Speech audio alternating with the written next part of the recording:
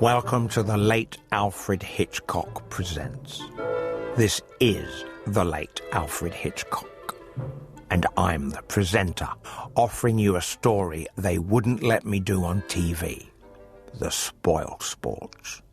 However, Radio 7 has no such scruples, presumably on the somewhat misguided assumption that out of sight is out of mind. How foolish, when we know that the imagination is a barely contained beast. I am living proof of the power of the imagination. For years I have imagined myself to be a gentleman of somewhat portly proportions, when in reality I am a slim and athletic gay blade.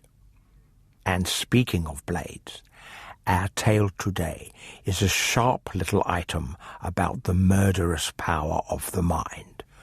The Waxwork by A.M. Burridge. While the uniformed attendants of Mariner's Waxworks were ushering the last stragglers through the doors, the manager sat in his office, interviewing Raymond Hewson. Well, there's nothing new in your request. In fact, we refuse it to different people about 3 times a week. We have nothing to gain and something to lose by letting people spend the night in our murderer's den. If I allowed it and some young idiot lost his senses, what would be my position? It used to be said years ago that Madame Tussauds will give a man £100 for sleeping alone in the Chamber of Horrors. I hope you don't think that we have made any such offer. What is your paper, Mr. Hewson? I should find no difficulty in getting the story printed. The Morning Echo would use it like a shot. Very well, Mr. Hewson. Get your story printed in the Morning Echo. There'll be a £5 note waiting for you here. I own I shouldn't care to take it on. I've seen those figures dressed and undressed. I know all about the process of their manufacture. But I should hate having to sleep down there alone among them. Why? Well, there isn't any reason. I don't believe in ghosts. It's just that I couldn't sit alone among them all night, with their seeming to stare at me in the way they do. I warn you, you're in for a very uncomfortable night. Hewson had known that from the moment when the idea had first occurred to him. His soul sickened at the prospect. But he had a wife and family to keep. I don't think your waxworks will worry me much. You're not superstitious. Not a bit. But you're a journalist. You must have a strong imagination. The news editors for whom I've worked have always complained I haven't any. Right. I think the last of the people have gone. I'll take you down and show you round. I must ask you not to smoke. We had a fire scare down in the murderer's den this evening. I don't know who gave the alarm, but whoever it was a false one. Hewson followed the manager through half a dozen rooms, where attendants were busy shrouding the kings and queens of England. The manager stopped once and spoke to a man in uniform, saying something about an armchair in the murderer's den. He led the way through an open barrier and down ill-lit stone stairs, which conveyed a sinister impression of giving access to a dungeon. The waxwork murderers stood on low pedestals with numbered tickets at their feet. Recent notorieties rubbed dusty shoulders with the old favourites. There was Lefroy, the poor half-baked little snob who killed for gain so that he might ape the gentleman. Within 5 yards of him sat Mrs. Thompson, that erotic romanticist, hanged to propitiate the British middle-class matronhood. That's Crippen. I expect you'll recognise him. Insignificant little beast who looks as if he couldn't tread on a worm. And there's old Vaquier. You can't miss him because of his beard.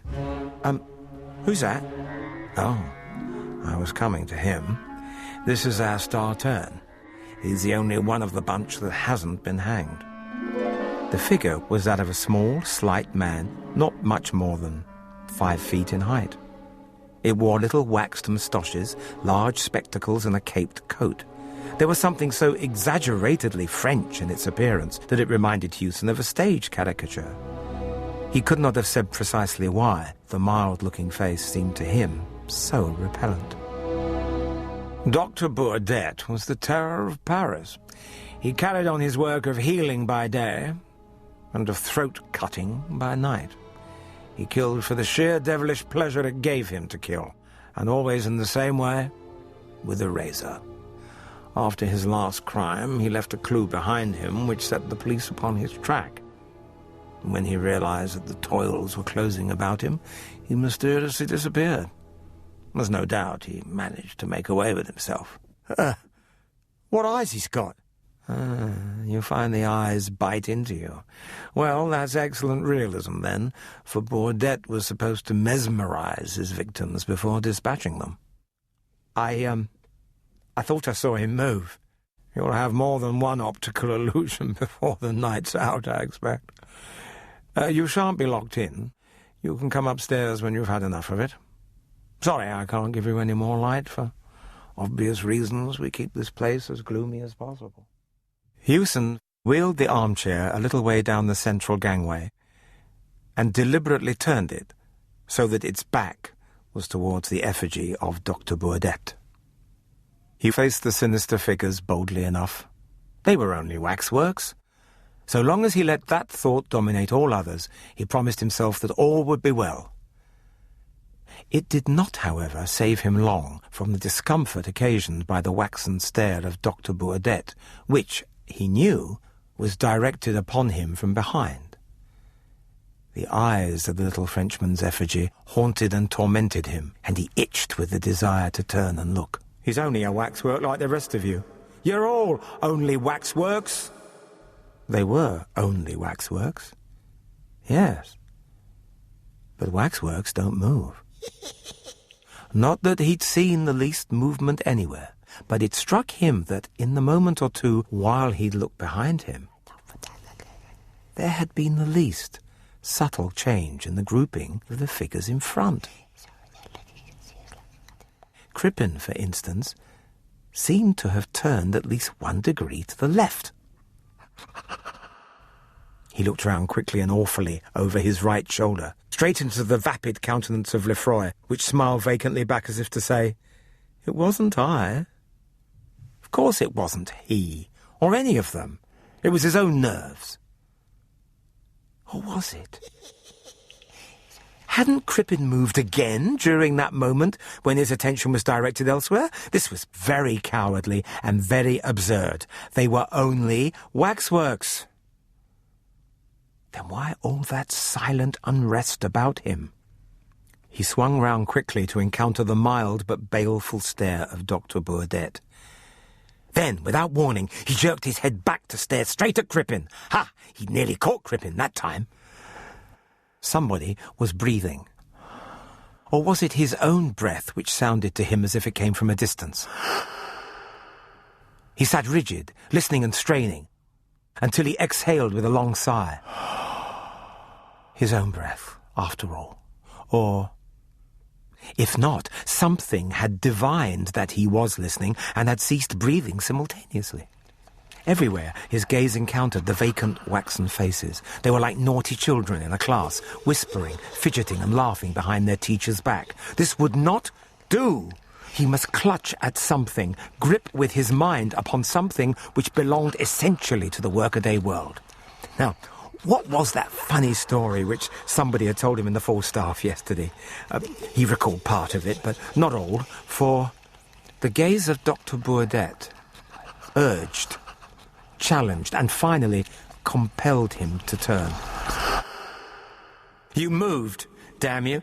I saw you. Then he sat quite still, staring straight before him, like a man found frozen in the Arctic snows. Dr. Burdett's movements were leisurely. He stepped off his pedestal with the mincing care of a lady alighting from a bus. "Good evening. You cannot move or speak without my bidding, but you can hear me perfectly well. Something tells me that you are, shall I say, nervous? My dear sir, have no illusions. I am not one of these contemptible effigies miraculously come to life. I am Dr. Burdett himself. Pardon me, but I am a little stiff. And let me explain. I was close to this building this evening when I saw a policeman regarding me as thought too curiously. I mingled with the crowd and came in here, and then inspiration showed me a certain means of escape. I raised a cry of fire, and when all the fools had rushed to the stairs, I stripped my effigy of the caped coat, donned it, and took its place on the pedestal. I own that I have since spent a very fatiguing evening, but fortunately I was not always being watched and had opportunities to ease the rigidity of my pose. The manager's description of me, which I had the embarrassment of being compelled to overhear, was biased, but not altogether inaccurate. Clearly, I am not dead, although it is as well that the world thinks otherwise. His account of my hobby, which I have indulged for years, was in the main true. The world is divided between collectors and non-collectors. With the non-collectors, we are not concerned. The collectors collect anything, according to their individual tastes, from money to cigarette cards, from moth to matchboxes. I collect throats. He paused again and regarded Hewson's throat with interest mingled with disfavor. But you have a skinny neck, sir, if you will overlook a personal remark. I should never have selected you from choice. I like men with thick necks. Thick, red necks. This is a little French razor. The blade, you will observe, is very narrow. They do not cut very deep, but deep enough. In just one little moment, you shall see for yourself. I shall ask you the little civil question of all the polite barbers. Does the razor suit you, sir? You will have the goodness to raise your chin a little. Thank you. And a little more. Merci, monsieur. Ah. Merci. Merci. The waxwork figures stood apathetically in their places. In their midst, Hewson sat still. His chin was up-tilted, as if he were waiting to receive attention from a barber. And although there was not a scratch upon his throat, nor anywhere upon his body, he was cold and dead. His previous employers were wrong in having him credited with no imagination. Dr. Boudet on his pedestal watched the dead man unemotionally. He did not move, nor was he capable of motion. But then, after all, he was only a waxwork. Well, as with food and fashion, the French do seem to be at the cutting edge of murder. Until our next tale, pleasant dreams and vive la guillotine. Incidentally, no blade was blunted during the making of this program. Goodbye, and pleasant dreams. The Late Alfred Hitchcock Presents is presented by the late Alfred Hitchcock with the help of the actor Michael Roberts. It is produced by Frank Sterling at Unique for Radio 7.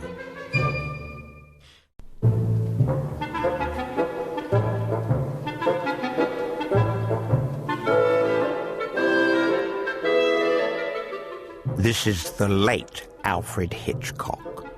After the success of my television series, Alfred Hitchcock Presents, quite a long time after the success of my television series, Alfred Hitchcock Presents, if we're being honest, Radio 7 thought it would be agreeably macabre to dig me up, reassemble me, and wheel me out for your perverse delight.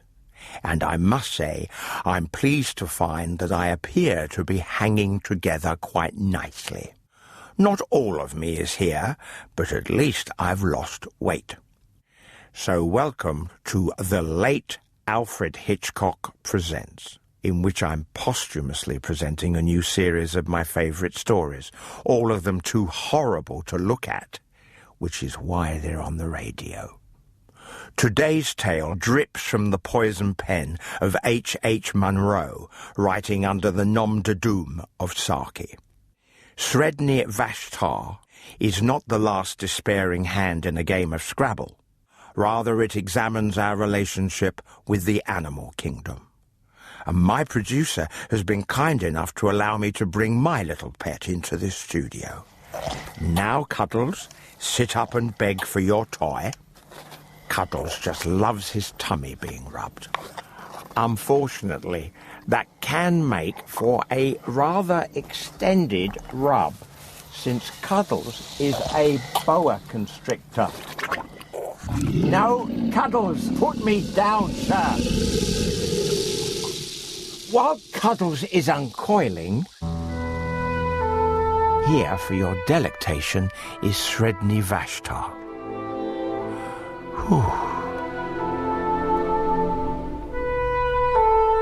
Conradin was 10 years old, and the doctor had pronounced his professional opinion that the boy would not live another 5 years.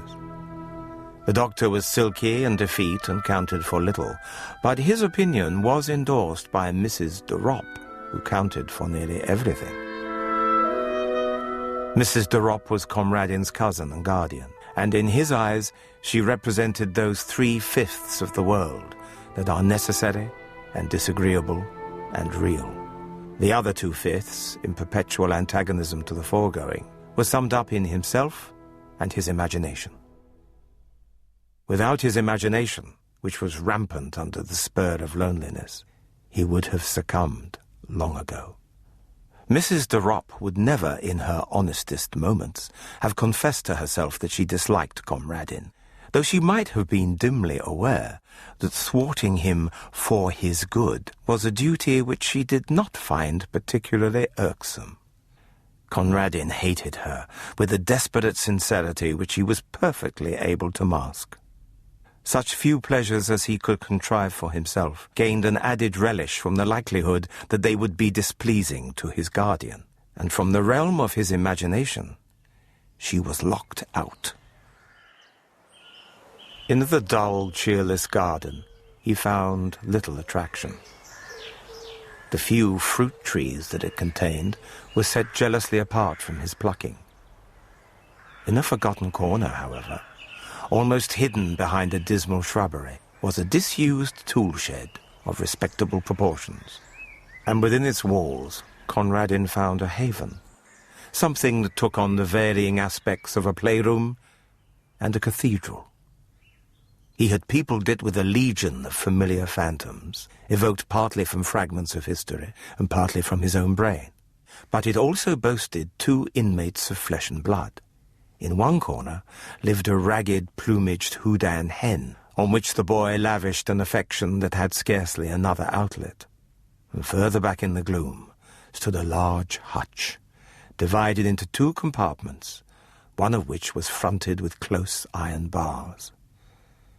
This was the abode of a large polecat ferret, which a friendly butcher boy had once smuggled, cage and all, into its present quarters, in exchange for a long-secreted hoard of small silver.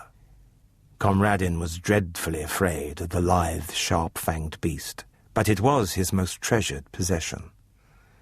Its very presence in the tool shed was a secret and fearful joy, to be kept scrupulously from the knowledge of the woman. And one day, out of heaven knows what material, he spun the beast a wonderful name, and from that moment it grew into a god and a religion.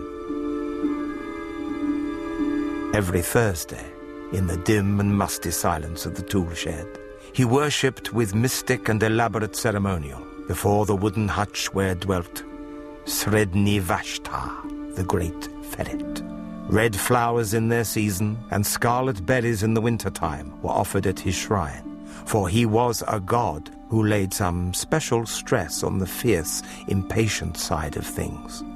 And on great festivals, powdered nutmeg was strewn in front of his hutch, an important feature of the offering being that the nutmeg had to be stolen.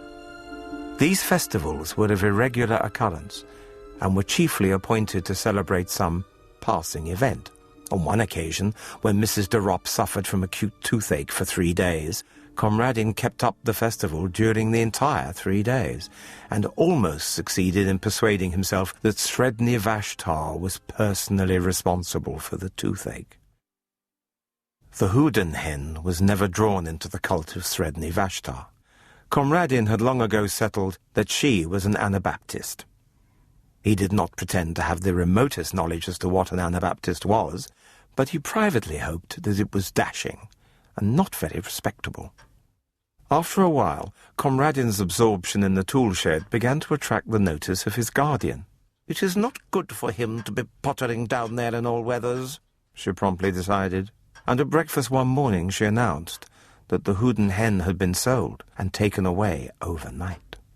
With her short-sighted eyes, she peered at Conradin, waiting for an outbreak of rage and sorrow, which she was ready to rebuke with a flow of excellent precepts and reasoning.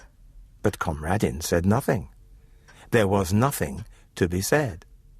Something, perhaps, in his white, set face gave her a momentary qualm, for at tea that afternoon there was toast on the table, a delicacy which he usually banned on the ground that it was bad for him.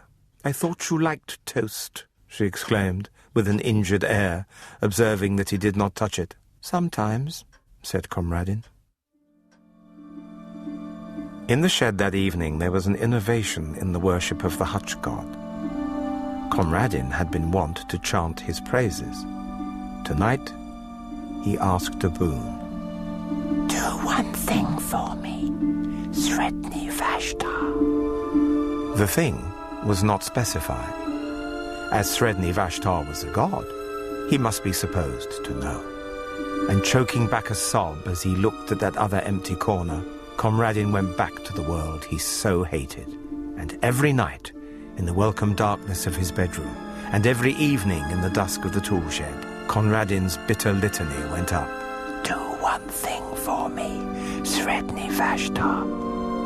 Mrs. de Ropp noticed that the visits to the shed did not cease, and one day she made a further journey of inspection. "What are you keeping in that locked hutch?" "I believe it's guinea pigs. I'll have them all cleared away." Conradin shut his lips tight, but the woman ransacked his bedroom till she found the carefully hidden key, and forthwith marched down to the shed to complete her discovery. It was a cold afternoon, and Conradin had been bidden to keep to the house. From the farthest window of the dining room, the door of the shed could just be seen beyond the corner of the shrubbery, and there Conradin stationed himself. He saw the woman enter, and then he imagined her opening the door of the sacred hutch and peering down with her short-sighted eyes into the thick straw bed where his god lay hidden. Perhaps she would prod at the straw in her clumsy impatience. And Conradin fervently breathed his prayer for the last time. "Do one thing for me, Sredni Vashtar." But he knew, as he prayed, that he did not believe. He knew that the woman would come out presently with that pursed smile he loathed so well on her face, and that in an hour or two the gardener would carry away his wonderful god, a god no longer, but a simple brown ferret in a hutch. And he knew that the woman would triumph always as she triumphed now, and that he would grow ever more sickly under her pestering and domineering and superior wisdom, till one day nothing would matter much more with him, and the doctor would be proved right. And in the sting and misery of his defeat, he began to chant the hymn of his threatened idol. Sredni Vashtar went forth. His thoughts were red thoughts, and his teeth were white. His enemies called for peace, but he brought them death. Sredni Vashtar the beautiful. And then, of a sudden, he stopped his chanting and drew closer to the window pane. The door of the shed still stood ajar as it had been left, and the minutes were slipping by. They were long minutes, but they slipped by, nevertheless. He watched the starlings running and flying in little parties across the lawn. He counted them over and over again, with one eye always on that swinging door. A sour-faced maid came in to lay the table for tea, and still Conradin stood and waited and watched. Hope had crept by inches into his heart, and now a look of triumph began to blaze in his eyes that had only known the wistful patience of defeat. Under his breath, with a furtive exultation, he began once again the paean of victory and devastation. His thoughts were red, and his teeth were white. Then there's Sredni Vashtar, the beautiful. And presently his eyes were rewarded. Out through that doorway came a long, low, yellow and brown beast, with eyes a-blink at the waning daylight, and dark, wet stains around the fur of jaws and throat. Conradin dropped on his knees. The great polecat ferret made its way down to a small brook at the foot of the garden, drank for a moment, then crossed a little plank bridge and was lost to sight in the bushes. Such was the passing of Sredni Vashtar. "Tea is ready," said the sour-faced maid. "Where is the mistress?" "She went down to the shed some time ago," said Conradin. And while the maid went to summon her mistress to tea, Conradin fished a toasting fork out of the sideboard drawer and proceeded to toast himself a piece of bread. And during the toasting of it, and the buttering of it with much butter, and the slow enjoyment of eating it, Conradin listened to the noises and silences which fell in quick spasms beyond the dining-room door. The loud, foolish screaming of the maid, the answering chorus of wondering ejaculations from the kitchen region, the scattering footsteps and hurried embassies for outside help, and then, after a lull, the sacred sobbings and the shuffling tread of those who bore a heavy burden into the house. "Whoever will break it to the poor child? I couldn't for the life of me." And while they debated the matter among themselves, Conradin made himself another piece of toast. Well, that just goes to show the truth of that old adage, a ferret in the hand is worth two down the trousers. Until we meet again, good night and pleasant dreams. The Late Alfred Hitchcock Presents is presented by the late Alfred Hitchcock with the help of the actor Michael Roberts. It is produced by Frank Sterling at Unique for Radio 7. This is the late Alfred Hitchcock, coming to you through the medium of radio. I use the word medium in its blithe spirit sense, since those Radio 7 boffins have devised a way of harnessing residual vibrations in the ether to channel the talents of the deceased. Do listen out for two exciting cookery shows presented by the mortally challenged. Rome Cooking, to a soundtrack by Nero, and 101 Things to Do with a Dead Goat, presented rather excitedly by Attila the Hun. And now for today's menu. A twisted tale which concerns itself with the sacrifices one makes for art. The Perfectionist, by Margaret St. Clair. I had nightmares about it for several years afterward. It began when I went to live with Aunt Muriel in 1933.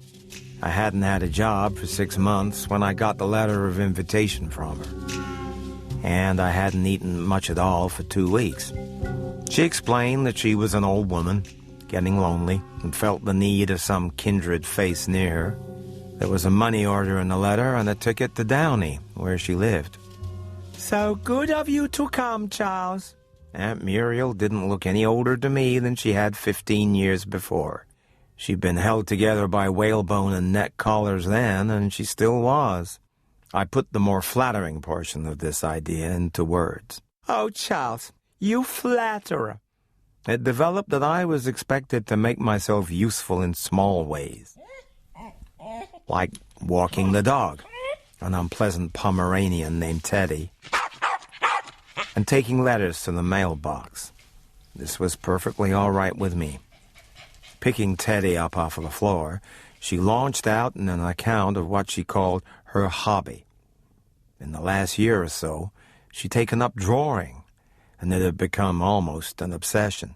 They were all the same subject, 4 apples in a low china bowl. Aunt Muriel had erased and rearranged until the surface of the paper was gritty and miserable. I couldn't bear to stop until they were perfect. I had the biggest difficulty. The apples kept withering. It wasn't until Amy, the maid, thought of dipping them in melted wax that they lasted long enough. Good idea. Yes, wasn't it? But Charles, I've gotten rather tired of apples lately. I've been thinking that little tree out on the lawn would make a good subject. I believe I'll try it this afternoon while you take Teddy for a little walk. I carried the stool, the easel, the box of pencils, and the paper out into the garden for her. Then, though I'd much rather have had an after-luncheon nap upstairs, I snapped the lead on Teddy's objectionable little collar and started out for a survey of the town of Downey. I expected to find Aunt Muriel on the lawn when I got back, but she wasn't in sight, so I let Teddy climb into his box in the dining room and went upstairs for that belated nap. Dinner was good and plentiful. My aunt, however, was definitely snappish. My drawing went badly. The wind kept whipping those leaves around until I couldn't get a thing done. I can't work with anything unless it's absolutely still. I wonder, Charles, I've been thinking, I want you to chop that tree down for me tomorrow and bring it into the house. But it won't last long after it's been cut down. Oh, Amy is wonderful with flowers. She puts aspirin and sugar in the water, and they last forever. Immediately after breakfast next morning, Aunt Muriel led me to the tool shed in the rear of the house and gave me a rusty hatchet. Feeling like a murderer, I severed the little sapling from its trunk with a couple of chops, and then carried it into the house. I spent the next 3 days working in the garden. I've always liked gardening. On Friday morning at breakfast, I found a $5 bill folded up in my napkin. I raised my eyebrows towards Aunt Muriel. She nodded. Yes, it was for me. It really was extraordinarily decent of her to provide me with cigarette money, and I resolved to go shopping for a little present for her that afternoon. I found the resources of Downey were limited. After hesitating between a china fawn and a bowl of fan-tailed goldfish, I decided that the goldfish had more verve. Aunt Muriel seemed genuinely delighted with the fish. She ended by installing the bowl on a little stand beside her easel. About the middle of my second week with Aunt Muriel, the peach tree withered beyond any hope. The next day, she flitted restlessly through the house looking for something to draw. I noticed when I went into lunch that she kept watching the goldfish bowl speculatively. That night, she led me to the kitchen with an air of mysterious triumph. I was a little nervous about it, but really it came out ever so well. She opened the refrigerator and pulled out the goldfish bowl. I knew the fish would never hold still, and yet I was just aching to draw them. So I just turned the cold control way down and put the bowl in and came back in a couple of hours, and it was frozen solid. And now I'll be able to draw them without any trouble. Isn't it wonderful? I went upstairs as soon as I decently could. The incident left an unpleasant taste in my mouth. The next morning, I went down to breakfast. After the meal was over, Aunt Muriel got the bowl out of the refrigerator and set to work. I went out in the shed and messed around with the spray gun for a while. Looking up at the scaling side of the house, I had an idea. Why not repaint it? The work proceeded slowly. Spring drifted imperceptibly into early summer, and I was still painting the house, and Aunt Muriel was still drawing the goldfish, both of us increasingly absorbed in our tasks. I was having a pretty good time. I got the painting on the house done the day before Aunt Muriel decided she had exhausted the goldfish. I felt like celebrating. Aunt Muriel handed me the last of the goldfish studies at dinner the next day, and I went over the entire group with her. Charles, I've been wondering, do you suppose Teddy would be a good subject for me next? I looked down at the little animal where he was lying in her lap and said, yes, I thought he would, but would he hold still long enough? I don't know. I'll have to try to think of something. The next day, my aunt told me to take Teddy for a walk and to get him thoroughly tired out. She was going to feed him when I got back, and she hoped that the exercise plus the food might make him comatose enough to serve as a model. Teddy and I assessed every lamppost in Downey at least twice, and if he wasn't tired out when I brought him back, he should have been. My aunt led him to the pantry where his food dish was waiting.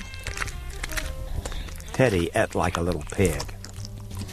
When he'd finished, he lay down on the floor with a resolute air. He was snoring before I left the room. We had lunch late that day, so Aunt Muriel would be able to take full advantage of Teddy's lethargy.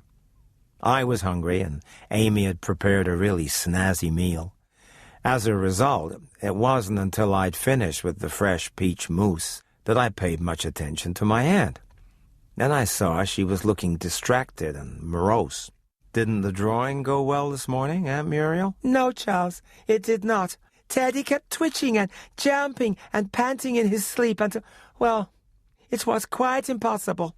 I think, Charles, I'll go into town this afternoon, buy a few little things for Teddy.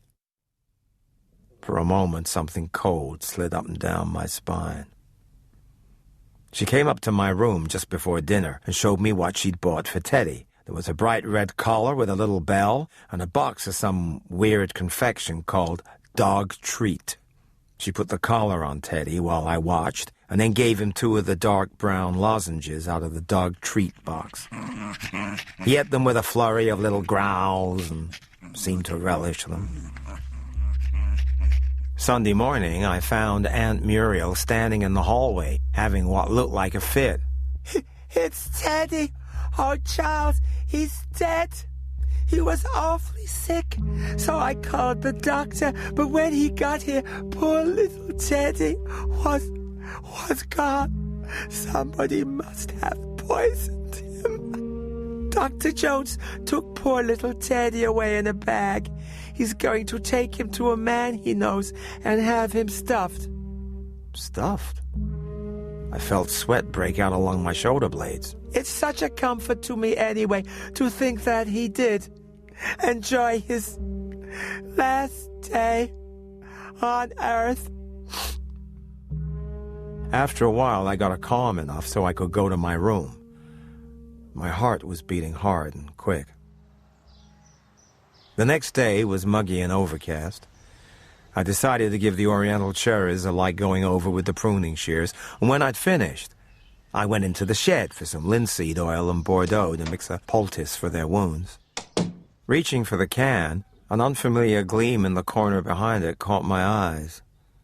It was a can of arsenate of lead, and about 1/4 of an inch of the poison was gone. Well, I got over it. 2 or 3 days later, when Teddy came back from the taxidermist's, I'd pushed the whole thing to the back of my mind. And even when Aunt Muriel got her pencils and started on an endless series of sketches of the little stuffed animal, it was all right with me.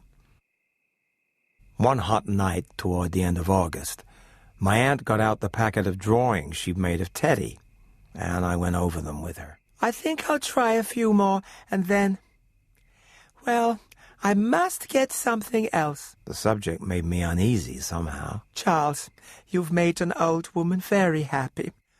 Would you like it, Charles, if I were to advance you the money to set up a little nursery business here in Downey? The old darling, a business of my own. She was better than a fairy godmother. When I went upstairs to bed, I was feeling so elated I didn't think I could ever get to bed. I corked off almost as soon as my head hit the pillow.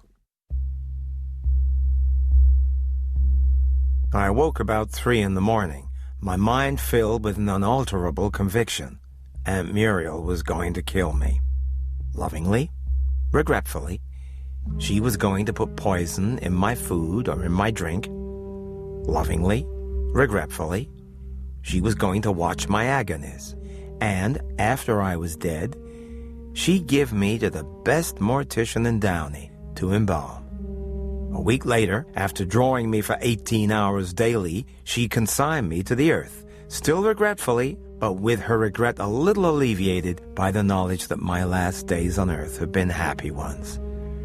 The nursery business was, you see, to be the equivalent, for me, of Teddy's red collar and chocolate-flavored bone. I dressed, threw things into my suitcase, and I caught the 5:30 train for the city. I never heard from Aunt Muriel again. But there's one thing I'd give a good deal to know. What did Aunt Muriel draw next? How refreshing to encounter someone who took her art so deadly seriously. I wish you could see me here, in my paint-spattered smock and jaunty beret, palette in one hand and dry martini in the other, as I size up my life model here in the Bates Motel.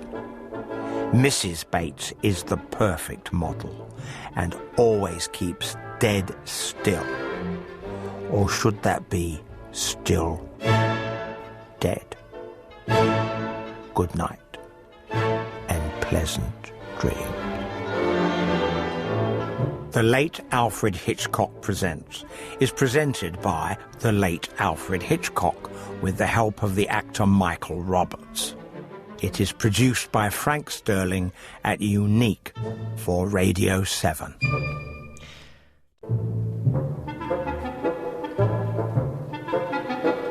Welcome to the Late Alfred Hitchcock Presents. Today, I've succumbed to an attack of the bucolic, so here we are, down on the farm. You'd be surprised at the amount of mayhem attached to husbandry. Why, here's a slab of butter being churned to within an inch of its life. Frightful.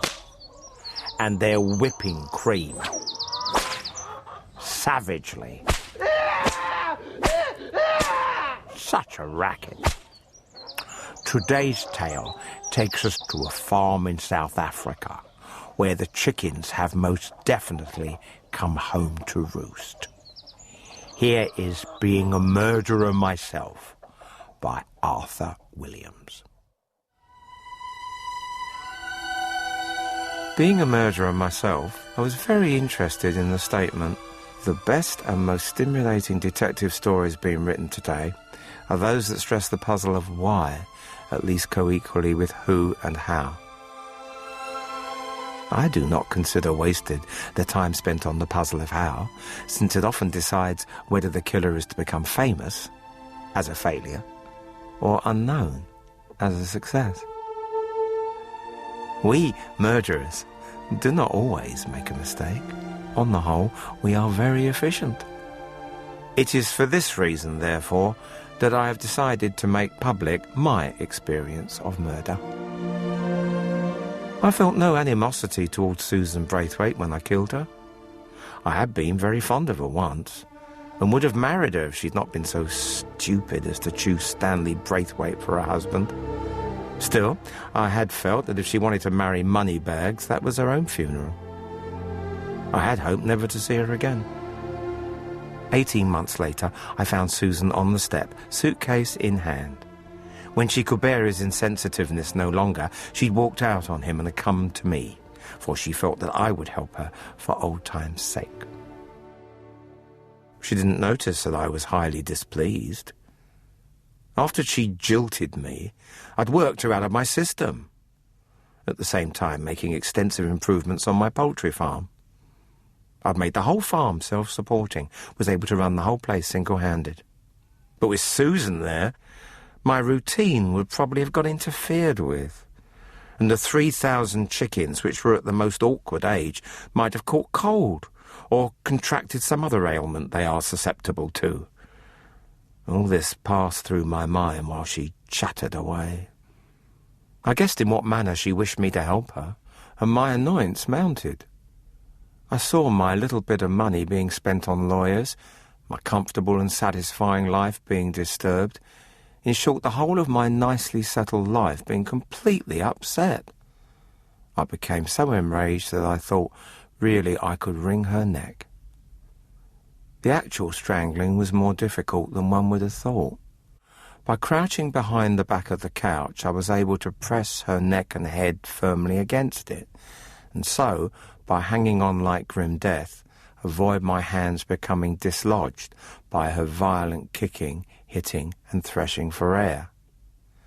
Her face, dark blue with grotesquely protruding tongue, was rather shocking when contrasted with the pretty animated expression it had had a few minutes before. After making sure that Susan was dead, I pushed her tongue back into her mouth and proceeded to dispose of the body in the manner I had been stimulated to devise when reading of the difficulties other murderers had experienced in this respect. About 3 weeks later, Sergeant Theron of the local police turned up and wanted to know if I knew anything about a Mrs. Braithwaite.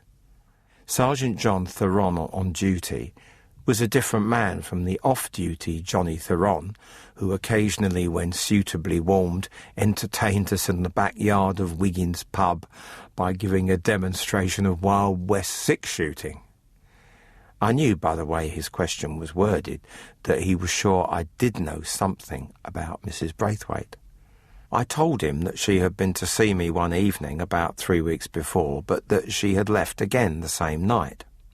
I went on to tell him that she had wanted me to help her, that we had quarrelled till she'd finally walked out of the house, leaving her hat, gloves and suitcase behind. Theron asked to see her suitcase. He opened it. On top was a brown handbag, which was found to contain some money and a few loose keys, one of which fitted the suitcase. Theron then asked me what Mrs. Braithwaite had been wearing that night. I gave him a genuine-sounding, yet worthlessly vague description of the clothes I had carefully packed, together with the handbag, in the suitcase 3 weeks before. Theron pulled out the one dress in the suitcase, which had obviously been worn, and asked me if that was the dress Mrs. Braithwaite had worn that evening. Of course, I replied that it was not, but I knew that if that dress had already been described by anyone who'd seen Susan going to my farm, that description would be more or less the same as the one I had given. After asking a few more unimportant questions, Sergeant Theron left, taking the suitcase with him. I knew it would only be a matter of time before I saw him again. When Theron eventually came, it was with a man from the CID headquarters in Johannesburg. Inspector Liebenberg professed himself sorry to trouble me, but would I mind if he had a look around? I started the tour by taking them to the 300 feet long, subdivided, intensive-type poultry house. I showed the policeman the incubator room and the brooder house. I then took them to the large corrugated iron barn which housed my machinery. A tractor, a threshing machine, a hammer mill, and various smaller machines, and my stocks of food. Round the sides of the barn were rows of large storage tanks, variously containing whole and crushed maize, maize meal, meat meal, bone meal, lucerne meal, and the various other poultry feed requirements I used for making up the different balanced rations. I could see their eyes measuring the tanks and the jotting down of copious mental notes. When they had seen the whole farm, Inspector Liebenberg thanked me for my trouble and departed.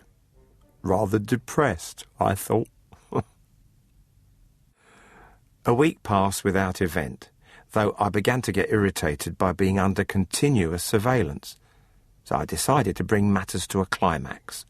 My best plan, of course, was to make Crippin's mistake and run away.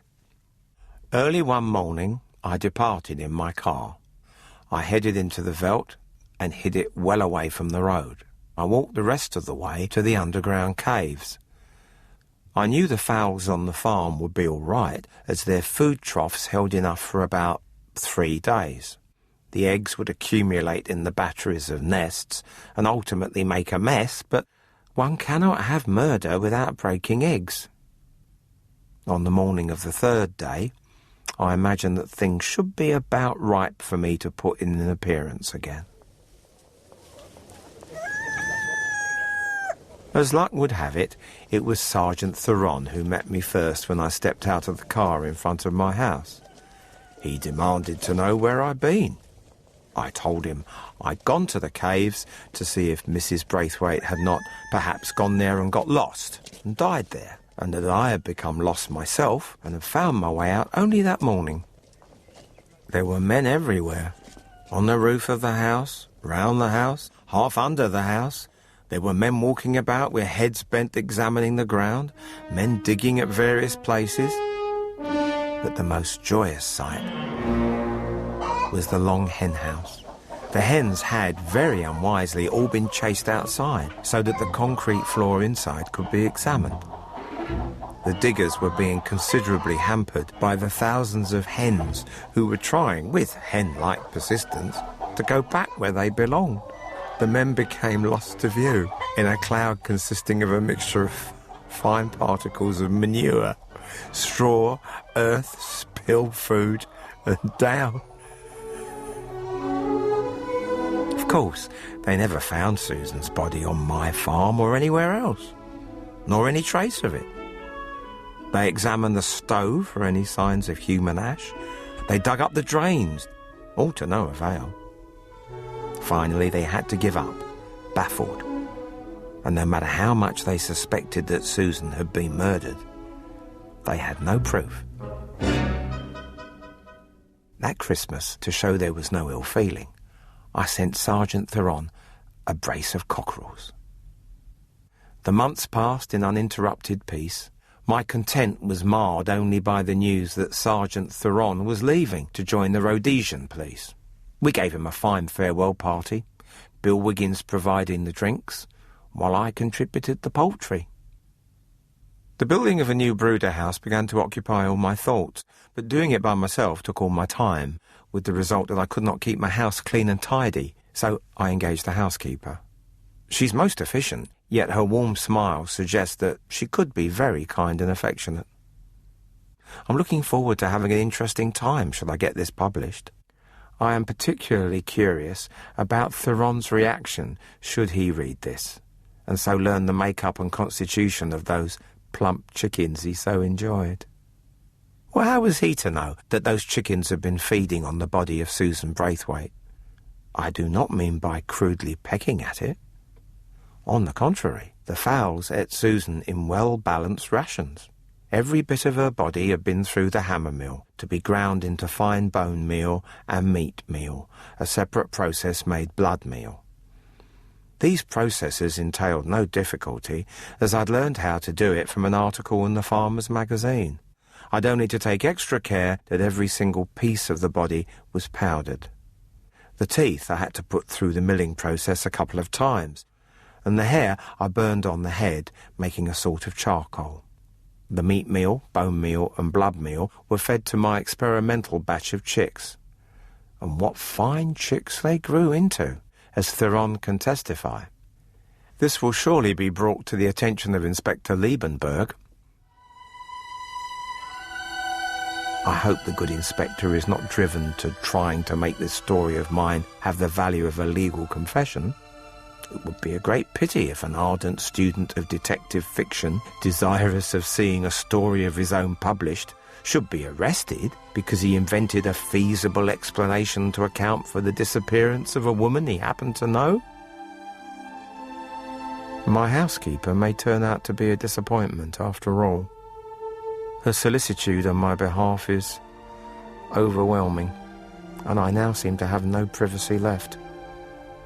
She has no one to miss her, and I am most eager to rear especially good stock next season, fed with rich and well-balanced rations.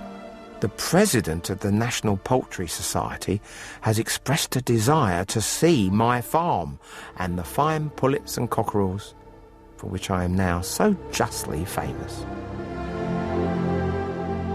To quote the bard, murder most foul. Chickens make very poor suspects, since they are so difficult to fingerprint. But my taste buds are now overstimulated, and I must depart for a light repast, washed down with a full-bodied red. Rhode Island red, of course. Until we meet again, this is Alfred Hitchcock wishing you pleasant dreams. The Late Alfred Hitchcock Presents is presented by the late Alfred Hitchcock with the help of the actor Michael Roberts. It is produced by Frank Sterling at Unique for Radio 7.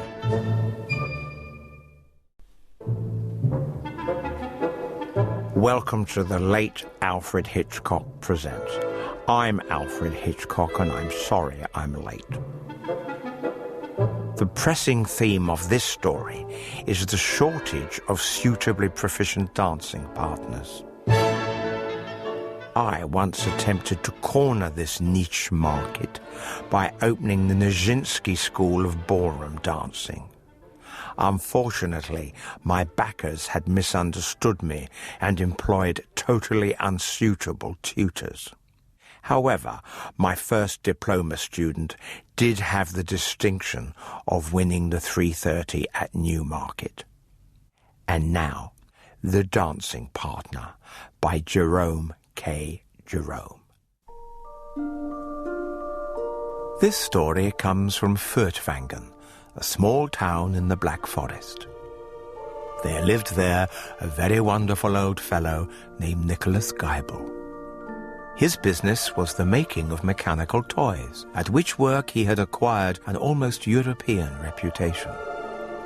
He made rabbits that would emerge from the heart of a cabbage, flop their ears, smooth their whiskers and disappear again. Cats that would mew so naturally that dogs would mistake them for real cats. Dolls with phonographs concealed within them that would raise their hats and say, "Good morning, how do you do?" He was an artist. His shop was filled with all manner of strange things. He had contrived a mechanical donkey that would trot for 2 hours by means of stored electricity. A bird that would shoot up into the air, fly round and round in a circle, and drop to earth at the exact spot from where it started, and a gentleman with a hollow inside, who could smoke a pipe and drink more lager beer than any 3 average German students put together, which is saying much. Indeed, it was the belief of the town that old Geibel could make a man capable of doing everything that a respectable man need want to do. One day, he made a man who did too much, and it came about in this way. Young Dr. Follen had a baby, and the baby had a birthday. Mrs. Dr. Follen gave a ball in honor of the event. Old Geibel and his daughter Olga were among the guests. During the afternoon of the next day, some 3 or 4 of Olga's bosom friends, who had also been present at the ball, dropped in to have a chat about it. They naturally fell to discussing the men and to criticizing their dancing. Old Geibel was in the room, but he appeared to be absorbed in his newspaper, and the girls took no notice of him. There seem to be fewer men who can dance at every ball you go to. Yes, and don't the ones who can give themselves airs. They make quite a favour of asking you. And how stupidly they talk. They always say exactly the same things. How charming you're looking tonight. What a warm day it has been. Do you like Wagner? Oh, I do wish they'd think of something new. I go to a ball to dance. All I ask of a partner is that he shall hold me firmly, take me round steadily, and not get tired before I do. A clockwork figure would be the thing, or better still, one that would go by electricity and never run down. The girls took up the idea with enthusiasm. He would never kick you, or tread on your toes, or tear your dress, or get out of step. Why, with a phonograph inside him to grind out all the stock remarks, you would not be able to tell him from a real man. Old Geibel had laid down his paper and was listening with both his ears. After the girls were gone, he went into his workshop, where Olga heard him walking up and down. And that night he talked to her a good deal about dancing and dancing men, asked what they usually said and did, what steps were gone through. Then for a couple of weeks he kept much to his factory and was very thoughtful and busy. A month later, another ball took place in Furtwangen. On this occasion it was given by old Wenzel, the wealthy timber merchant, to celebrate his niece's betrothal, and Geibel and his daughter were again among the invited. When the hour arrived to set out, Olga sought her father. She tapped at the door of his workshop. He appeared in his shirt-sleeves, looking hot but radiant. Don't wait for me. I'll follow you. I've got something to finish. Tell them I'm going to bring a young man with me. Such a nice young man, and an excellent dancer. All the girls will like him. She had a pretty shrewd suspicion of what he'd been planning, and so to a certain extent was able to prepare the guests for what was coming. Anticipation ran high, and the arrival of the famous mechanist was eagerly awaited. At length the sound of wheels was heard outside, followed by a great commotion in the passage. And old Wenzel himself, his jolly face red with excitement and suppressed laughter, burst into the room and announced in stentorian tones, Herr Geibel and a friend. Allow me, ladies and gentlemen, to introduce you to my friend, Lieutenant Fritz. Fritz, my dear fellow, bow to the ladies and gentlemen. Geibel placed his hand encouragingly on Fritz's shoulder, and the lieutenant bowed low, accompanying the action with a harsh clicking noise in his throat, unpleasantly suggestive of a death rattle. He walks a little stiffly, but then walking is not his forte. He is essentially a dancing man. I have only been able to teach him the waltz as yet, but at that he is faultless. Come, which of you ladies may I introduce him to as a partner? He keeps perfect time, he never gets tired, he won't kick you or tread on your dress, he will hold you as firmly as you like, and go as quickly or as slowly as you please, and he is full of conversation. Come, speak up for yourself, my boy. And immediately Fritz opened his mouth, and in thin tones that appeared to proceed from the back of his head, remarked suddenly, May I have the pleasure? Yet none of the girls seemed inclined to dance with him. They looked askance at his waxen face, with his staring eyes and fixed smile, and shuddered. At last old Geibel came to the girl who had conceived the idea. It is your own suggestion, carried out to the letter. And the electric dancer. You owe it to the gentleman to give him a trial. She was a bright, saucy little girl, fond of a frolic. Her host added his entreaties, and she consented. Herr Geibel fixed the figure to her. Its right arm was screwed round her waist and held her firmly. Its delicately jointed left hand was made to fasten itself upon her right. The old toy-maker showed her how to regulate its speed and how to stop it and release herself. It will take you round in a complete circle. Be careful that no one knocks against you and alters its course. The music struck up. Old Geibel put the current in motion, and Annette and her strange partner began to dance. The figure performed its purpose admirably, keeping perfect time and step, and holding its little partner tight clasped in an unyielding embrace. It revolved steadily, pouring forth at the same time a constant flow of squeaky conversation. How charming you are looking tonight. What a lovely day it has been. Do you like dancing? What a charming gown you have on. I could go on dancing forever. I could go on dancing forever with you. As she grew more familiar with the uncanny creature, the girl's nervousness wore off, and she entered into the fun of the thing. Oh, he's just lovely. I could go on dancing with him all my life. Couple after couple now joined them, and soon all the dancers in the room were whirling round behind them. Nicholas Geibel stood looking on, beaming with childish delight at his success. Old Wenzel approached him and whispered something in his ear. Geibel laughed and nodded, and the two worked their way quietly toward the door. This is the young people's house tonight, said Wenzel. You and I will have a quiet pipe and a glass of hock over in the counting house. Meanwhile, the dancing grew more fast and furious.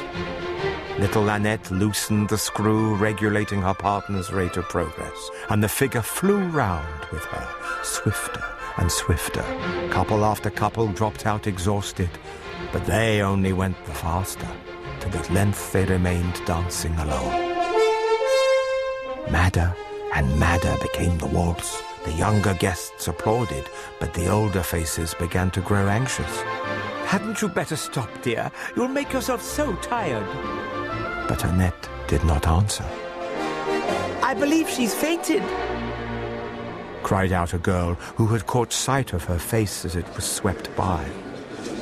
One of the men sprang forward and clutched at the figure, but its impetus threw him down onto the floor, where its steel-cased feet laid bare his cheek. The thing evidently did not intend to part with its prize easily. The women grew hysterical. The men shouted contradictory directions to one another. Two of them made a bungling rush at the figure, which had the result of forcing it out of its orbit in the center of the room and sending it crashing against the walls and furniture. A stream of blood showed itself down the girl's white frock and followed her along the floor. The affair was becoming horrible. One sensible suggestion was made. Find Geibel! Fetch Geibel! No one knew where he was. A party went in search of him. The others, too unnerved to go back into the ballroom, crowded outside the door and listened. They could hear the steady whir of the wheels upon the polished floor as the thing spun round and round. The dull thud as every now and again it dashed itself and its burden against some opposing object and ricocheted off in a new direction. And everlastingly it talked in that thin, ghostly voice, repeating over and over the same formula. How charming you are looking tonight.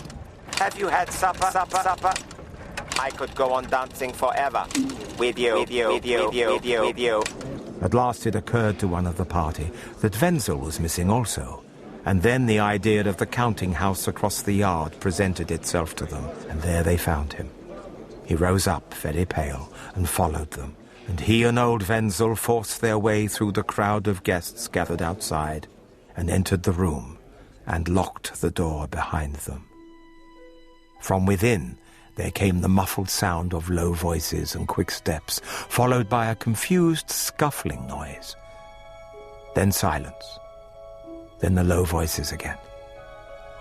After a time, the door opened, and those near it pressed forward to enter, but old Wenzel's broad shoulders barred the way. I want you, and you, Beckler.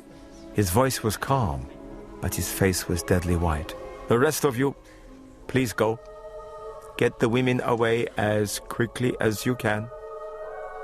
From that day, old Nicholas Geibel confined himself to the making of mechanical rabbits and cats that mewed and washed their faces.